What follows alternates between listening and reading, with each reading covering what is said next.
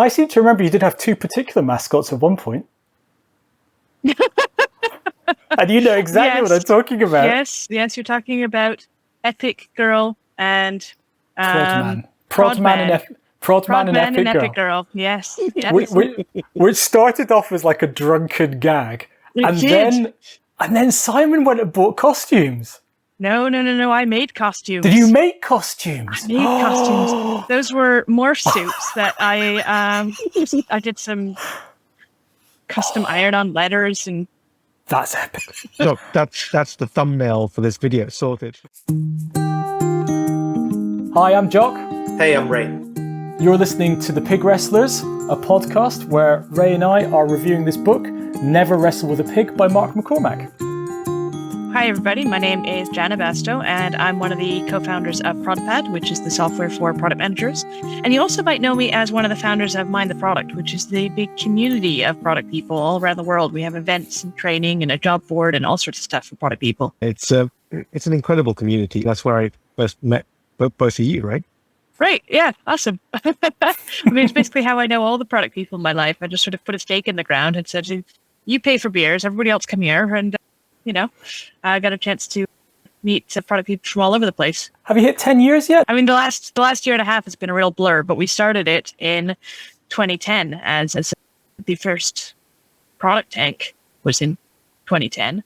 As for when Mind the Product sort of came up as the thing, I think it's all a bit fuzzy, but we just celebrated the anniversary of incorporating the business. Because as a hobby before it was a business, it's just this thing we did on the side while we were product managers. But, we actually incorporated it a little while later and actually put a stamp on it. And that's been going now for more than 10 years as well. Wow. The thing that gets me is the fact that you started up this event and it kind of grew and it grew and it grew. And this was your sideline whilst you were all respectively doing your day jobs and being entrepreneurs and being, high-level CPOs in different companies. So what was that like, juggling all the Mind the Product stuff and the whirlwind that it was, back then, along with your own venture? Right, yeah. It was pretty nuts looking back on it, to be honest. I think I just had way more energy back then and way more optimism about what I could actually do with all my time in a given week. I mean, going back in that time, I was head of product at a startup and I had this idea for this tool that wasn't yet called ProdPad, but it was just this stacking and road mapping type tool. And Mind the Product was at that point in time just Product Tank and, the product camp events that we were running, and then turned into a blog, and it sort of snowballed from there, right? It grew slowly and then very, very quickly.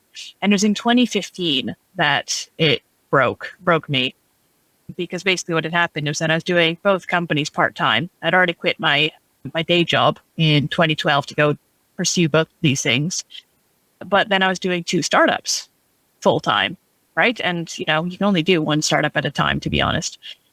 And what I ended up doing was myself and Simon stepped back from Mind the Product in our operational roles and took over as full-time founders on ProdPad. Because at that point in time, ProdPad was going through a big growth spurt. It was getting its first office, its first full-time employees, its first sort of big steps as a company. And Mind the Product was going from one conference to two conferences. One conference a year, no problem, right? It gets busy, but you can handle that. Two conferences a year, you're always in conference mode. There's no downtime. And, by the time it got to 3 and then 5 conferences, it was, that needed a full-time team, a whole crew to make that all run. Because there are two very different styles of business. What did you find were different about them? Right, yeah. And what was really interesting is that I had two different businesses that catered to the same sort of audience, but solved problems in different ways. One was solving the problem of connecting and educating and, bringing product people together. And the other one was solving the problem of a much more tactical, here's a tool to help you do your roadmap. Here's a tool to help you manage that backlog of ideas that you have and keep your team on board with what you're doing and everything like that. And the two are measured completely differently as well. So SaaS businesses live off their monthly recurring revenues. And so I had to learn that inside and out. Whereas a conference business is completely opposite, right? It has upfront costs, and it's basically the world's biggest project, right? It's a huge project that you have to launch, and you have to incur all the costs and effort up front and then deliver it all on one day and not have the ability to iterate on it till the following year, right? So I had one business where I was just constantly learning and iterating and applying all the stuff that we're talking about, and another business which talked about it but couldn't apply it to the way that it operated, because the way that it operated was physical in-person events. Of course, we did what we could to learn from each event and try to iterate on the fly as much as possible. But sometimes, if something had gone wrong, you just had to work with what you had. If you had to go back and do it again, what would you do differently? Really good question. Honestly, I may have just started one business and done them together. I just had one master team. That may have been one consideration. The other is, hindsight's 2020. No one had pandemic on their bingo cards. There were things that the pandemic forced the Mind the Product team to iterate on and pivot, really, to a membership model. We'd had this idea of a membership model going back to conversations from 2014, 2015. And it was always pushed off because it was never the most important thing to do. And there was always another conference to go manage and all that kind of stuff. And so it was never put out there until it became this necessity going, oh, well, we absolutely need to do something that takes the place of these in-person conferences. What can we do to add value to our community?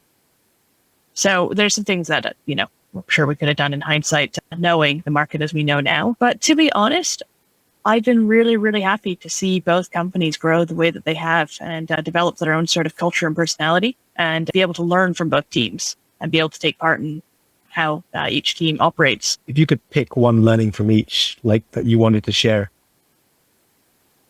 Ooh, one learning from each. So on the ProdPad side, I'd probably reflect on our early lessons in iterating and listening to customers. So the first versions of ProdPad were very much built for myself and my co-founder, because that's actually what they were literally built for. And we fell foul of the same thing that we tell product people to do, which is get out there and talk to your customers. And we didn't do that, right? The first version of ProdPad actually was a Gantt chart roadmap thing that I was using to please my bosses. And it was doing its job. But it wasn't until we started showing it to other product people and really, really getting the feedback that we learned from people that this Gantt chart timeline thing was not going to cut it. And so we got down there and started asking the 5 whys, and that led us to throw out months and months of work and restart. And since then, we've been building much more based on what we're hearing from the customers and what we know is going to work out there. It's a really important point because you are a product manager and you're serving other product managers. And so you know your job really well. And so many of the founders I coach, they're real experts in their field. And so they all fall foul of this. Like they make assumptions based on no customer data. Yeah. Yeah, no, I totally get that. And you know what? We've all fallen foul of it. We've all learned that lesson. It's an expensive lesson. And it's really painful deleting months of work that I'd done. But it was better for it, right? The product was infinitely better, and we could feel the product catch as soon as we put this new version out and we're able to explain it. People were like, oh, this makes a lot more sense. Great, I'll buy that. But we were resistant to changing it because we'd had this bias of, well, I built it. I love it. It must be great. And it was working for my previous company, so that must be fine. And it wasn't, right? Yeah. And on the Mind the Product side, I think an early lesson would have been to acknowledge that it wasn't a side business, that it was actually a business. I mean, we treated it very much like it was just this thing that we did for fun. There were no full-time founders on it until it was well into running its second conference per year, until it was making more revenue than, we actually worked out as making more revenue than all of our businesses put together.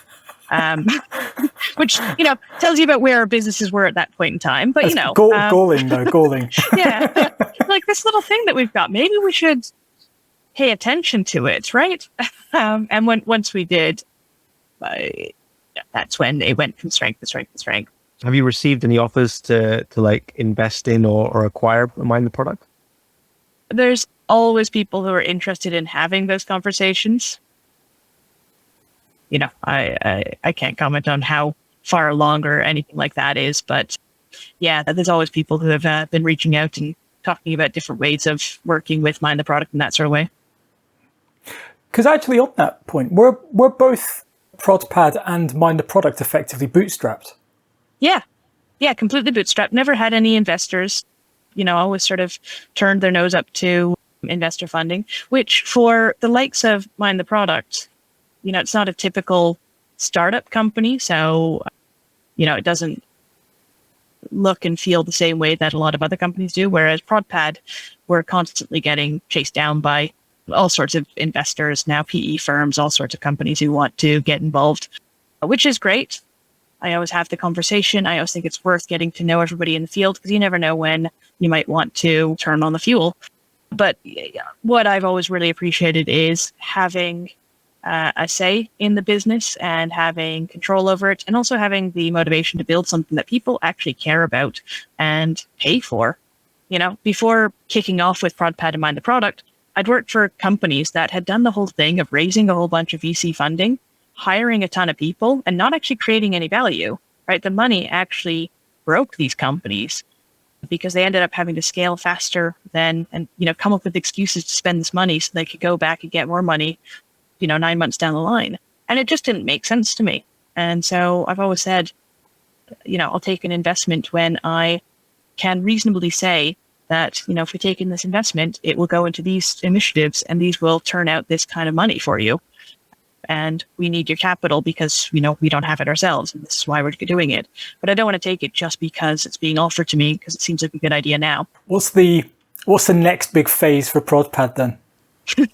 Really good question. So one of the things that we've always done at ProdPad is that we've always been completely bootstrapped, right? We've always, focused on just doing what works for us, which is getting out there, talking to people in the market, writing about it, and generally the people around us will share it and, tell their product friends and take ProdPad with them, which we call the world's slowest viral growth mechanism when somebody takes ProdPad from company to company to company.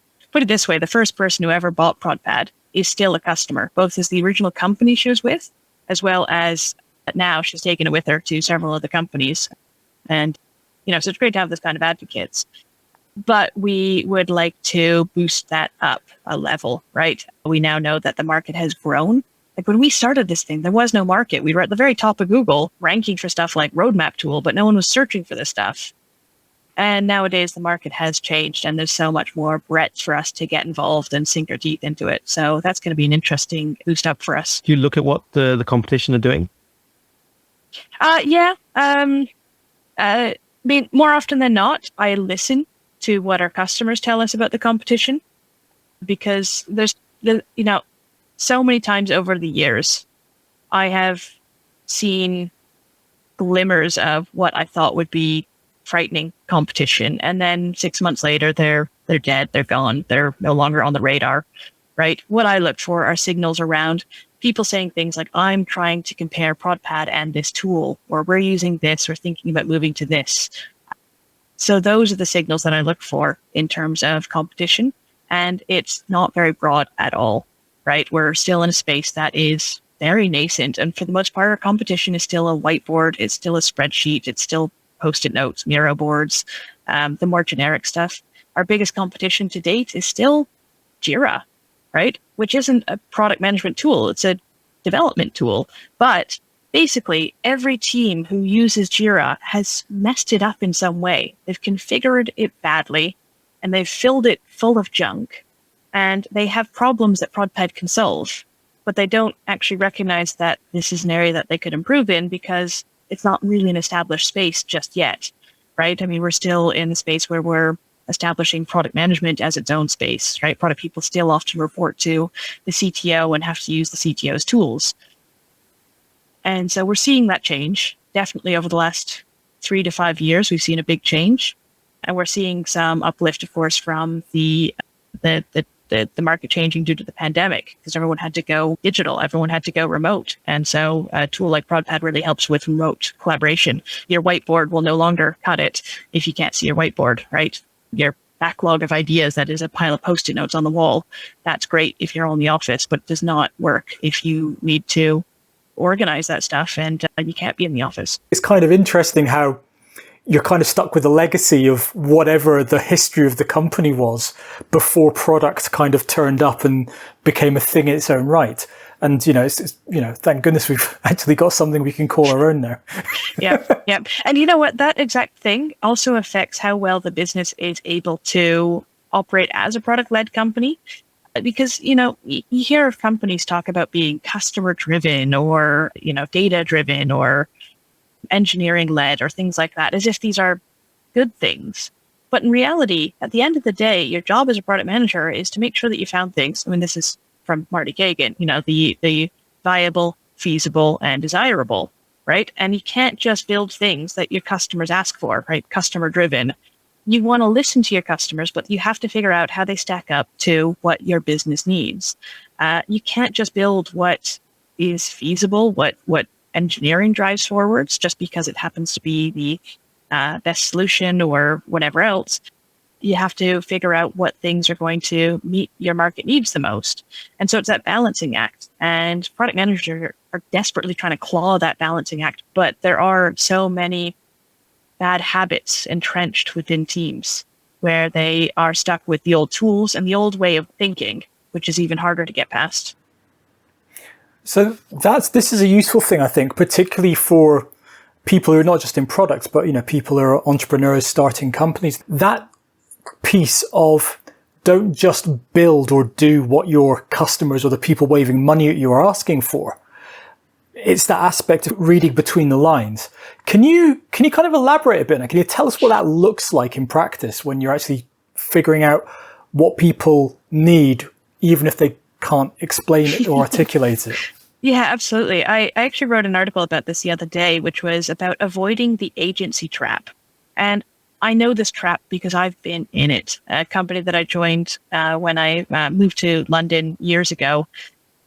I joined as a product manager, but I very quickly found out that I was going to be a project manager. Now, I didn't have the vocabulary to call bullshit on this, right? I didn't know to say no, that this company was actually doomed, but it was, in hindsight. What was actually happening was that they were taking on lots and lots of custom development work, right? They built this platform, but what they were doing was, in order to fill their revenue numbers, right, to cover the bills, they would accept short-term work from clients. And they basically say, well, let's take this piece and allow this company to buy the month of June, and this company is going to buy the month of July, and this company is going to buy the month of August. Sparse on the discovery side of things, but was just filled with this delivery items. And it meant that at the end of the day, we were never able to go back and discover the right problems to solve for the market. We were only ever solving for that next problem, which, would pay the bills, that bill, but would never allow us to meet the expectations that the VCs had of us, right? I mean, we needed to become a, hockey stick growth company in order to continue going back to the VC wheel that we were on. And the actions that we were taking as a business, the business model that we had, was fundamentally wrong. And I didn't know to call BS on this, essentially, and I wish I had. But what we needed to do, and what we actually saw, was a whole bunch of people making excuses for themselves, right? Everything that came through from sales, they'd come back saying, they'd excitedly sell something and then tell me that we're going to have to go build it. But they always had an excuse to say, well, yes, but we can absolutely resell this, right? So Unilever bought it, and therefore Procter & Gamble is definitely going to buy this. No, they're not. Do you know how custom this thing is? Like, this thing that they're asking for is ridiculous in custom. There's no proof that this other client or any other client in their space is going to do that. You're not building a product. This is a service. You're acting like an agency. So if you're going to act like an agency, you need to price like it, right? So charge lots and lots and lots of money for that work that you're doing, or turn it down and act like a product company. Yeah, because the whole thing is building for scale. So building repeatable products. Yeah. Rather than building one-offs that only have a market of one, maybe two people, which is fine if you're making magnets for the Large Hadron Collider, but right. probably not so much for mainstream software. The thing that I point out is that there's no shame in making money in an agency-style business, right? I mean, there's lots of ways of generating value and solving problems and things like that, but agency companies don't change the world. right? You don't see agency companies becoming tech giants. It doesn't work that way, because what they're essentially doing is they're selling their time for money. And you can only scale based on the amount of people in your team who are there basically writing code and marketing materials and whatever they're doing to solve that particular customer problem. The chances that that customer problem is all of a sudden so good, so juicy of a problem that it's going to magically solve all the other problems, and you can scale that, it is highly unlikely, right? There may be some cases of that, but that's going to be survivorship bias there. Most of the time, what you're actually doing is you're almost outsourcing your discovery blindly to some client and saying, sure, we'll just take whatever you think is best. We won't question. We'll just take whatever you pay us to do, and maybe that's going to be good. And you end up scaling no faster than you can hire people in. Whereas a product company, you're all about creating value out of essentially nothing, right? You work on things that could create value in a way that could be deployed to a huge class, a huge market of users all at once. And you don't need to, ideally, you don't need to hire in, one person for every client or whatever that ratio is for your business. And then you can scale. That's how you can get that sort of hockey stick growth. Did they not use the agency work to learn, or was it just to make money? I think there was some attempted learning in there. There was some I'm going to call it discovery theater, but no, they didn't learn. And that's the thing, is that you can use this stuff to learn. I always say to people, if you're going to take on custom work like that, go into it with eyes wide open, acknowledge what it is that you're doing, and basically say, okay, so this part of the business, like for this time, we are selling this month to this client, and it's going to solve this problem. The problem that it solves is not the problem that our product solves. It's going to solve the problem of this short-term cash, and we're going to maximize our chances of succeeding with it by, one, raising the price, so that we only get really good clients who are happy to pay us lots of money for it. We don't end up losing money on this deal. Agencies charge a lot of money. If you're going to do custom work, charge like an agency. Don't charge like a product company. And two, learn from it the best you can. And three, acknowledge that you can't keep that up forever, right? If you have a period of time, 100% delivery versus 100% discovery, and you're somewhere in the continuum, if you find yourself creeping more and more and more towards a delivery-focused team or delivery-focused entity, how do you drag yourself back towards discovery, win back some of that time? And if it does mean that every once in a while, you have to work to something that's date-driven, that's externally put on you, it happens. We don't live in La La Land, but acknowledge it as a team as to what you're doing and why. What's the strategy behind that? And sometimes the reason is short-term cash. It'll get you through this bump, and that's all good, right? It's the same way that we handle things like external regulatory due dates that land on us, right? Here we are, we talk about focusing on outcomes and not promising dates and things like that. But every once in a while, there's some new law that comes in. And if you're working in health or finance or whatever else, you probably have more of these things. You're more regulated. And therefore, you're never going to be 100% discovery focused, right? You literally, legally cannot just pivot tomorrow. If you're 100% delivery focused, but you can carve out 10% discovery focused, that's a win. If you're 50-50, can you make it 70-30 by the end of the year? You mentioned time. How do you think about managing your time? Ooh, my time. Really good question. All right. So I got diagnosed with ADHD last year, which was fun. And it explains so much about me. So I basically have time blindness. I'm not sure if anybody is familiar with this concept. It means that I have this ability to just get really, really lost in work and then just sort of lose the plot with things that are happening around me. So time to me is a little bit of a fluid concept. So I need to schedule my time and have what I consider coping mechanisms to keep on top of it. One of the best things that I have is building in time to pay down what I call organizational debt, admin debt. Just like you have tech debt, and you have to have the occasional bug crush week or carve out a percentage of your sprint to just spend on bugs. You have to carve out some of your week to just pay down all the admin debt, right? Organize the Post-it notes that are on your wall, go through your inbox, clean up your desktop, whatever it is. All these different things that sort of stack up. So one of the things that I do, and I grant this to people in my team as well, is 2 hours of tidy up time per week. And it's just time that you can spend before you go and close your laptop for the day. Just make sure that you have, tidied everything up, that you've got a good handle on what you're doing for next week. So you're not closing your laptop and then opening it up on Monday with just this mess of stuff that just keeps adding up and adding up and adding up. So yeah, I spend a lot of time thinking about how to better manage my time, because I acknowledge that it is a weak spot for me. It's just not how my brain naturally sort of clocks my life around me. And yeah, I found various things have helped manage that. I've got a lot of different calendar tools and other things like that that just, keep me somewhat on the straight and narrow. And any that you'd recommend? Yeah, one of that I'm actually using recently is called Reclaim.ai. And what I like about it is that you can essentially feed in your existing calendars, but then you can tell it that you want to spend a certain amount of time on various habits, whether that's blocking out a time between 7 and 10 in the morning to go do exercise 3 times a week, or that you want to block out time to have lunch and dinner, right? I literally have to calendar and schedule my time for lunch. Otherwise, it doesn't get done.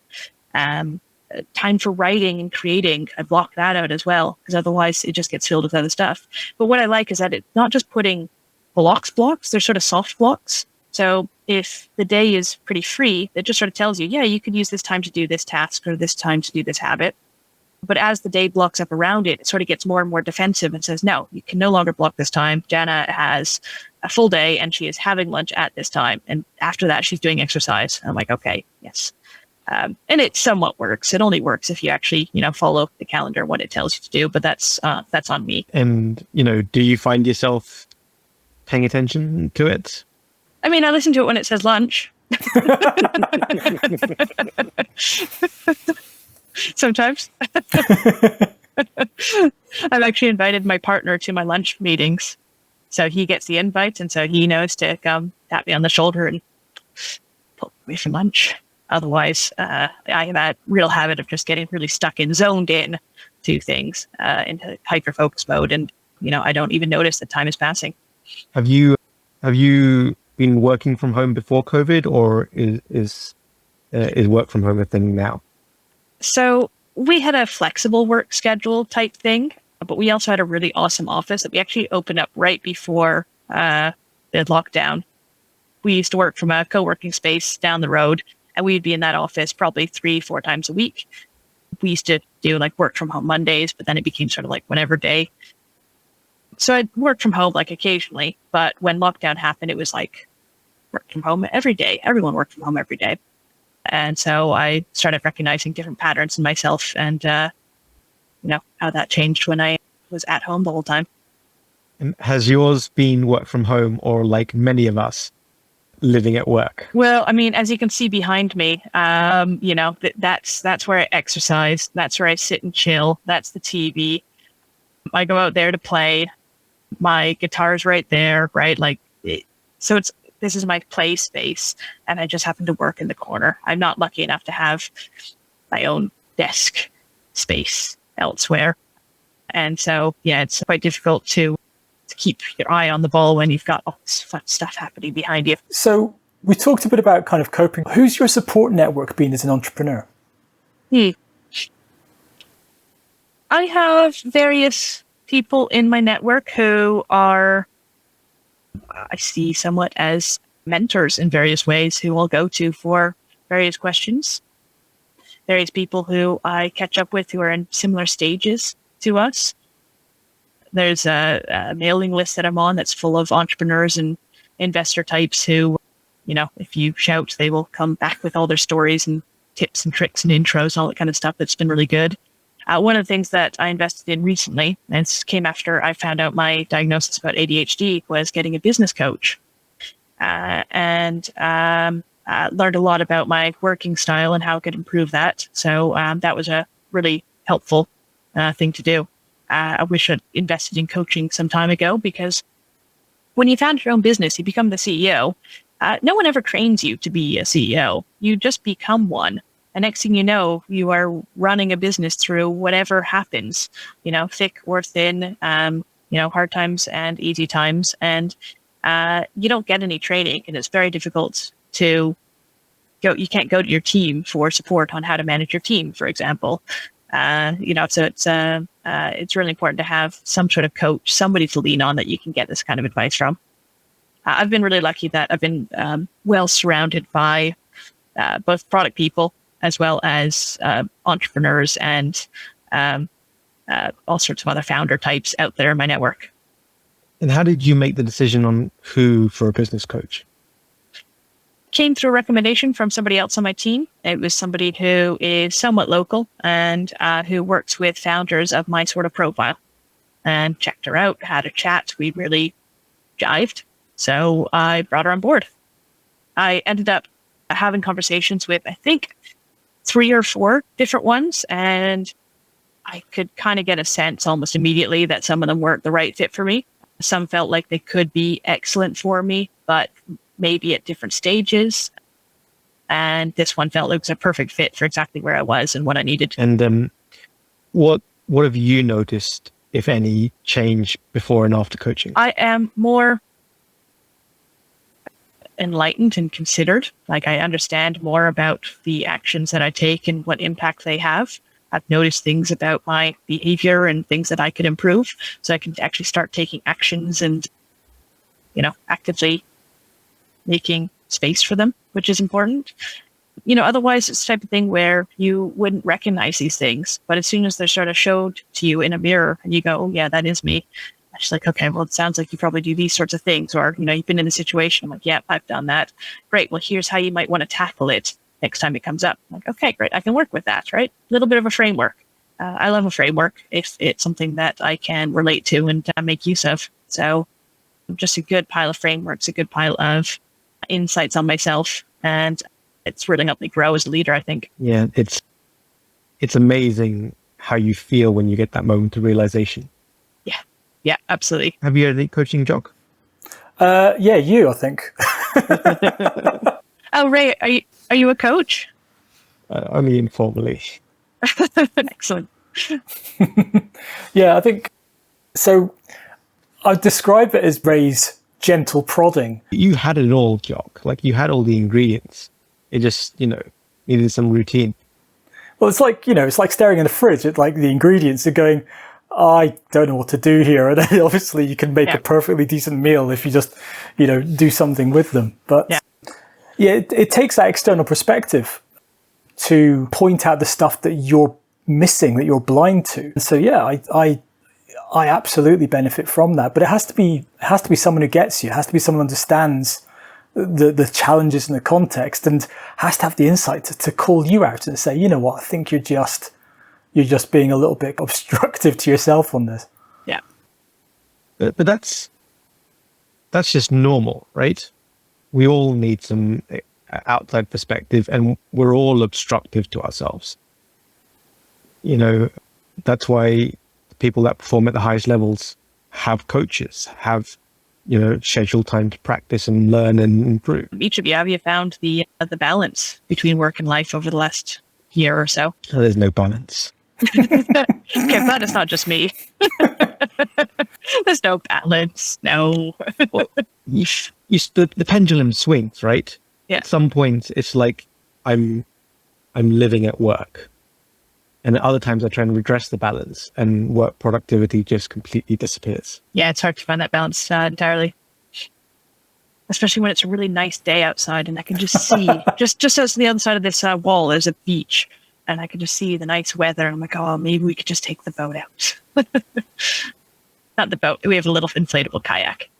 I don't want people to think I own a boat. Just pop a yacht out of the garage. Yeah. It floats. It floats. It can take you from A to B. It does, yep. It's a boat. For me, it's been just more sort of amplifying what was happening already. I was already in that mode of slotting stuff in when I could. So in effect, I've had to just become more productive in concentrated bursts, because if I've got 2 hours on a Saturday morning that I know are mine, that's when I have to get this done and that done. And then I stop and do something else. And so with that kind of almost that time slicing or that time sharing, I think what it's done, I think it has increased my productivity and my ability to concentrate. but it also probably plays into the fact that my, attention span is like this long. Yeah, I get that. But there is the constant ticking over of work admin that just needs to happen to keep things moving. Yeah, that is something that I haven't hated about the pandemic, which is the lack of travel. Like just having some time. I mean, a few months at home would be great. It has been a little bit too long. I'm now itching to get out there. But, it's before this, I was traveling to every Mind the Product conference and a bunch of other conferences that I was speaking at in between. And I was away from home every other weekend, and it was just too much. And, it's been nice to be able to just plant some roots down, sit down, and actually, spend some time not constantly on the move. But at the same time, ready to get back out there now. Thing we did do is we got cats this over this period. He's decided he wants to come up. This is my lockdown kitten, Kepler. That's one big cat. He's a Norwegian forest cat. So one of the biggest breeds out there, and he's got a brother around here somewhere, Orion. So got 2 cats, and very much loving that. And that would not have been possible with the travel schedule we had. You've got to watch, if you haven't watched it with appropriate sized children, go watch The Secret Life of Pets 2.